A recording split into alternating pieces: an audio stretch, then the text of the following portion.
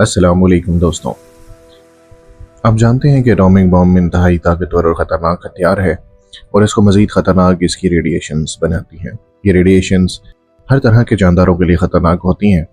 दोस्तों, इन रेडिएशंस को मापने के पैमाने को सेवरेट कहा जाता है। सेवरेट का इस्तेमाल सेहत के लिए मुज़र आयनाइज रेडिएशंस को मापने के लिए किया जाता है। अगर कोई शख्स 5 सेवरेट या उससे ज़्यादा आयनाइज रेडिएशन का शिकार हो जाए तो उसका बचना मुमकिन नहीं रहता। आज जिस शख्स के बारे में हम बात करेंगे वो 17 सेवरेट रेडिएशन का शिकार हुआ। दोस्तों, अगर आपने हमारा चैनल सब्सक्राइब नहीं किया तो आप हमारा चैनल सब्सक्राइब कर लें और बेल आइकन को भी दबा दें ताकि आगे आने वाली वीडियोस की नोटिफिकेशन आपको बर वक्त मिल सके।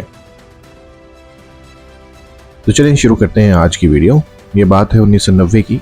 जापान की एक कंपनी जिसका नाम जेसीओ था, न्यूक्लियर रिएक्टर्स के लिए यूरेनियम के फ्यूल रॉड्स बनाया करती थी। जेसीओ कंपनी पाबंद थी कि वो सारे असूल जो जापान की साइंस एंड टेक्नोलॉजी एजेंसी ने वज़ा किए हैं उन पर अमल दरामद को यकीनी बनाए।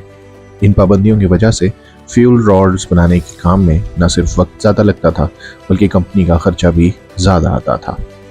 जेसीओ कंपनी पूरी दुनिया के मुख्तलिफ रिएक्टर्स के लिए ईंधन बनाया करती थी और इस लंबे और महंगे प्रोसेस की वजह से आलमी मार्केट में पीछे रह गई थी। 1990 की दिहाई में इस कंपनी को 47% कम सेल्स का सामना था।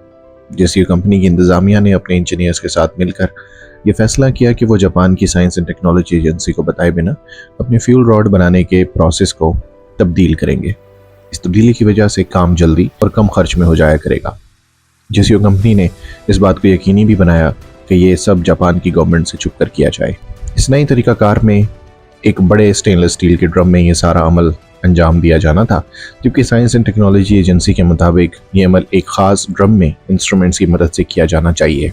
30 सितंबर 1996 में जेसीओ कंपनी के 3 एहलकारों को यूरेनियम ऑक्साइड प्रोसेस करने का काम सौंपा गया ताकि बाद में इससे फ्यूल रॉड बनाई जा सकें। इन 3 एहलकारों में हिसाशी, योकोकावा और मासाटो शामिल थे। योकोकावा इस 3 रुकनी टीम का सरबराह था। यहाँ ये बात काबिल जिक्र है कि योकोकावा ने अपने सारे करियर में बस एक बार 3 साल पहले ये प्रोसेस सर अंजाम दिया था। जेसीओ कंपनी के ये तीनों मुलाजमीन इस काम के लिए बिल्कुल नए थे और इनको कोई तरबियत भी नहीं दी गई थी। ये सारी कार्रवाई टोकीमोरा प्लांट के मेन बिल्डिंग के साथ मुल्का एक छोटे से कमरे में सर अंजाम दी जानी थी।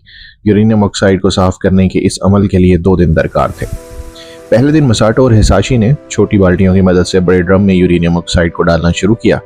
इस अमल के दौरान उनके पास ऐसा कोई तरीका नहीं था कि वो यूरेनियम ऑक्साइड की मिकदार को माप सकें। इस सारी कार्रवाई के पहले दिन इन दोनों एहलकारों ने यूरेनियम ऑक्साइड के 4 बैचेस मेन ड्रम में डाल दिए। ये वजन के एतबार से 9.2 किलोग्राम बनते हैं।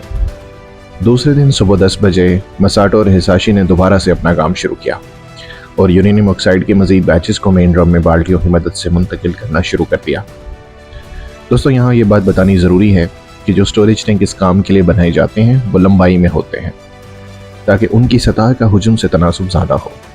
ये चीज़ इसलिए भी ज़रूरी थी कि यूरेनियम ऑक्साइड के मास सब क्रिटिकल रहे, क्योंकि अगर यूरेनियम ऑक्साइड का मास क्रिटिकल हो जाए तो सेल्फ सस्टेन चेन रिएक्शन शुरू हो सकता है, जिस तरह एटॉमिक बम में दुश्मन को तबाह करने के लिए इस्तेमाल किया जाता है। क्योंकि हिसाशी और मसाटो के पास ना ही ऐसा ड्रम था और ना ही उनको इस बारे में कोई तरबियत दी गई थी, इन दोनों एहलकारों ने मुकर्ररा हद से ज़्यादा यूरेनियम ऑक्साइड को ड्रम में डाल दिया था और अब किसी भी लम्हे चेन रिएक्शन शुरू होने को था। 10:35 पर इंतहाई शदीद नीले रंग की रोशनी के साथ ही चैन रिएक्शन शुरू हो गया। इस रिएक्शन की वजह से बहुत सारी रेडिएशन का इखराज हुआ, जिसमें गामा रेडिएशन की बहुत ज़्यादा तादाद भी शामिल थी। नाज़रीन, जब यह हादसा हुआ तब हिसाशी ड्रम के ऊपर मौजूद था, जिसकी वजह से उसको ज़्यादा रेडिएशन का सामना करना पड़ा। मसाटो क्योंकि बाल्टी में यूरेनियम ऑक्साइड डाल रहा था, वो मेन टैंक से तकरीबन 6 मीटर के फासले पे था। उसको हिसाशी की निस्बत कम रेडिएशन का सामना था। इस 3 रुकनी टीम का लीडर योकोकावा एक अलग कमरे में मौजूद था, इसलिए उसको बहुत ही कम रेडिएशन का सामना करना पड़ा। दोस्तों, जैसे कि पहले बयान किया जा चुका है कि किसी भी इंसान को अगर 5 सेवरेट रेडिएशन दी जाए तो उसका बचना मुमकिन नहीं रहता। इस हादसे के दौरान हिसाशी को 17 सेवरेट का सामना करना पड़ा। इस हादसे के फौरन बाद ही बिल्डिंग में मौजूद सेंसर्स ने रेडिएशन की ज़्यादा होने पर अलार्म बजाना शुरू कर दिया ताकि बिल्डिंग को खाली किया जा सके। तीनों एहलकारों को करीबी हॉस्पिटल में ले जाया गया। इस दौरान हिसाशी की स्किन लाल हो चुकी थी, लेकिन वो होश में था और अपने दोस्तों को हौसला दे रहा था। हिसाशी और बाकी लोगों की हालत देखते हुए डॉक्टर्स ने इनके मुख्तलिफ टेस्ट करवाने शुरू कर दिए। ताकि इस बात का तयन किया जा सके कि किसने कितनी रेडिएशन का सामना किया है। पहले दिन हिसाशी की तबीयत बेहतर रही, लेकिन वक्त गुजरने के साथ साथ रेडिएशन ने अपना असर दिखाना शुरू कर दिया था और अब हिसाशी को सांस लेने में तकलीफ का सामना था। अभी कुछ देर और गुजरी थी कि हिसाशी के पेट ने फूलना शुरू कर दिया। डॉक्टर ने हिसाशी की बिगड़ती हुई तबीयत के मद्देनज़र उसको यूनिवर्सिटी ऑफ टोक्यो हॉस्पिटल में मुंतकिल कर दिया।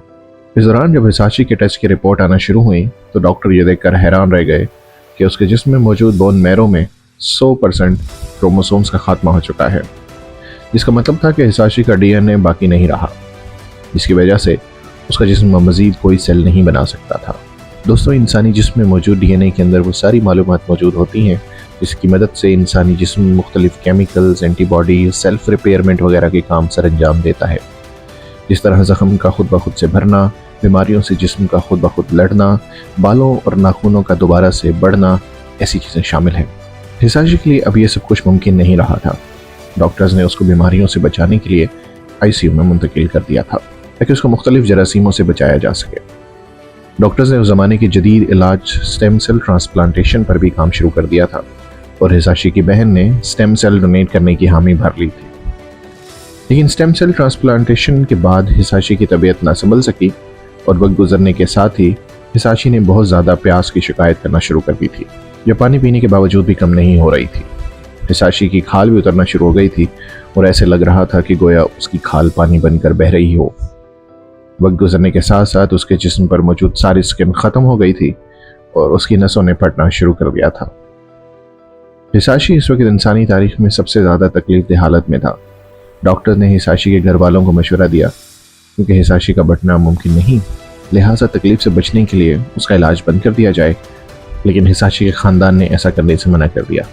जापान के कानून के मुताबिक यह हक मरीज़ की फैमिली के पास था, लिहाजा डॉक्टर्स ने अपना इलाज जारी रखा। हिसाशी तकलीफ की शिद्दत से खुद भी मौत का तलबगार था, लेकिन उसकी फैमिली उसको ज़िंदा रखने पर बज़िद थी।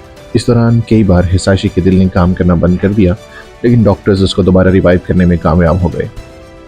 दोस्तों, इस तकलीफ का अंदाज़ा कोई नहीं कर सकता जिस तकलीफ से हिसाशी गुजर रहा था।